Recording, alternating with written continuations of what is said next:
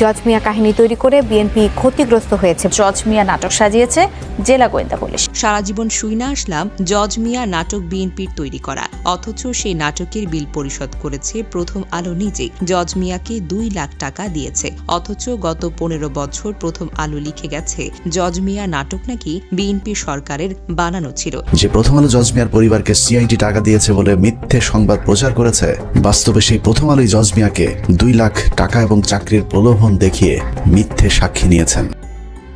এই জঘন্য মিথ্যাচারের জন্য প্রথম আলোকে অবশ্যই কাঠ গড়াতে দাঁড় করাতে হবে। 21শে আগস্ট গ্রেনেড হামলার সিম্প্যাথি কাজে লাগিয়ে তৎকালীন জোট সরকারকে সবার কাছে অজনপ্রিয় করা হয়েছিল। মামলার সাক্ষীকে টাকা দেওয়ার পেছনে যেহেতু প্রথম আলোর হাত আছে, অর্থাৎ প্রথম আলোকে চায় নাই এই হামলার মূল আসামি বের হোক। কাজেই প্রথম আলোকে ঠিকঠাকভাবে চাপ দিলেই 21শে আগস্ট হামলার পেছনে কে ছিল সেটা বের করে ফেলা সম্ভব হবে। 64 জেলার সিরিজ বোমা হামলা আর 21শে আগস্ট হামলার পরে আমেরিকা বিএনপি আর জামাত সরকারকে মাইনাসের প্ল্যান হাতে নেয়। এই 2 হামলার বিএনপি আর জামাতের 1 পয়সার লাভ হয়নি, কিন্তু এই 2 হামলায় জোট সরকারকে একেবারে শেষ করে দিয়েছে। লাভটা হয়েছে কার? ভারত, হাসিনা আর প্রথম আলোর।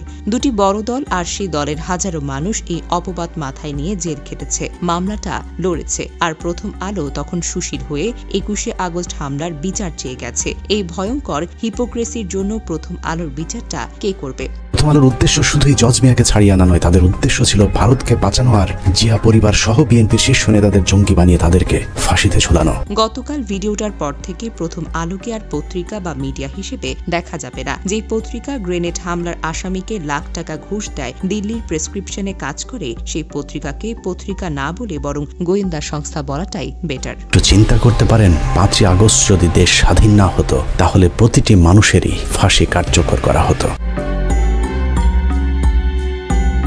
21শে আগস্টের গ্রেনেড হামলা বাংলাদেশের রাজনৈতিক ইতিহাসের সবচেয়ে মর্মান্তিক এবং বিতর্কিত একটি ঘটনা। এই হামলায় 24 জন মানুষ প্রাণ হারান, কিন্তু ঘটনার কেন্দ্রে থাকা শেখ হাসিনা অদ্ভুতভাবে বেঁচে যান। সম্প্রতি সাংবাদিক ইলিয়াস হোসাইন তার অনুসন্ধানের রিপোর্টে হামলার পেছনের কিছু অস্পষ্ট দিক নিয়ে প্রশ্ন তুলেছেন। তার বক্তব্যে উঠে এসেছে শেখ হাসিনা আগে থেকে এই হামলার কথা জানতেন এবং এটি উদ্দেশ্যমূলকভাবে পরিকল্পিত হতে পারে। ইলিয়াসের মন্তব্য, এতগুলো গ্রেনেড ফুটলেও যে গ্রেনেডটি সরাসরি হাসিনাকে লক্ষ্য করে ছোড়া হয়েছিল সেটি বিস্ফোরিত হয়নি, অথচ সাধারণ জনগণ মারা গেল। এই রহস্যটা অনেক জটিল। অন্যদিকে গ্রেনেড হামলার সময় আইবি রহমানের মর্মান্তিক মৃত্যু এবং তার সঙ্গে হাসিনার অতীত সম্পর্ক নিয়ে মতিউর রহমান রেন্টুর বইয়ে যে সকল তথ্য উঠে এসেছে তা আরও বেশি চমকপ্রদ। রেন্টুর লেখা অনুসারে শেখ হাসিনা ফজিলাতুন্নেসার মতোই আইবি রহমানের প্রতি সন্দেহ পোষণ করতেন, তাকে পারিবারিক শত্রু হিসেবে দেখতেন। এমনকি 21শে আগস্টের হামলার সময় আইবি রহমানের মৃত্যু নিয়ে যে দুঃখ প্রকাশ করা হয় সেটিও কি শুধুই রাজনৈতিক কৌশল ছিল? মতিউর রহমান রেন্টু বইতে লিখেছেন, হাসিনা নাকি ক্যামেরার সামনে কান্নাকাটি করতেন এবং এসে গাড়িতে জিজ্ঞেস করতেন আমার অভিনয়টা কেমন হয়েছে। এরপর নাকি হাসিনা হা হা করে অট্টহাসি দিতে দিতে চোখটা মুছে ফেলত।